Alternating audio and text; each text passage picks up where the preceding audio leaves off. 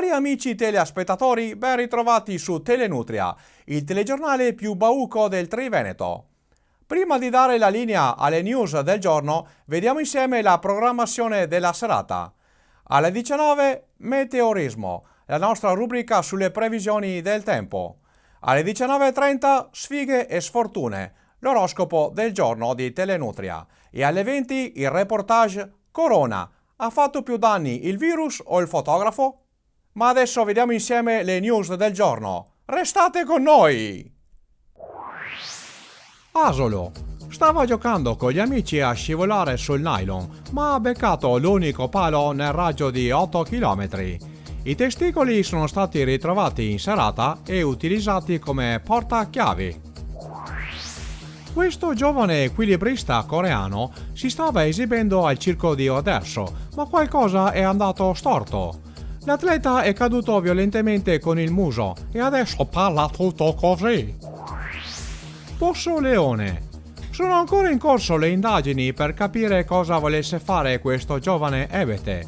Per adesso l'unica cosa certa è che ha fatto una bella marmellata di maroni. Vede Lago.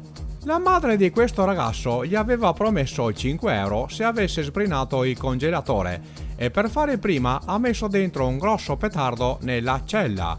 L'epilogo è dei peggiori. Il frigo è da portare in discarica e la madre ha preso il figlio per le orecchie e lo ha alzato in aria come la Coppa UEFA. Cassola. Per provare il nuovo sospensorio per la box, questo giovanotto aveva chiesto alla fidanzata di colpirlo nelle parti basse, ma ha sbagliato clamorosamente mira. La botta è stata talmente forte che non riesce neanche a bestemmiare. Questi studenti di Valdagno stavano giocando al gioco dell'ubriaco, girando vorticosamente come due trotole.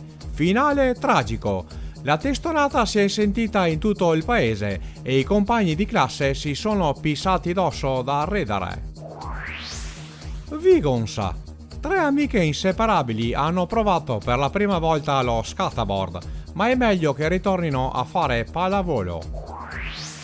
Questo chitarrista di Bussolengo voleva tuffarsi fra il pubblico come le vere rock star. La sera stessa ha venduto la chitarra e si è comprato una PlayStation usata. Castignero. Voleva far vedere all'amico che avrebbe colpito la mela al primo colpo. L'esperimento è riuscito, ma i due hanno inspiegabilmente litigato. Roncade. Questa dolce bambina stava giocando a fare acrobazie con la bicicletta quando è sopraggiunto il fratello a tutta velocità. I due si sono pestati a sangue fino a notte fonda.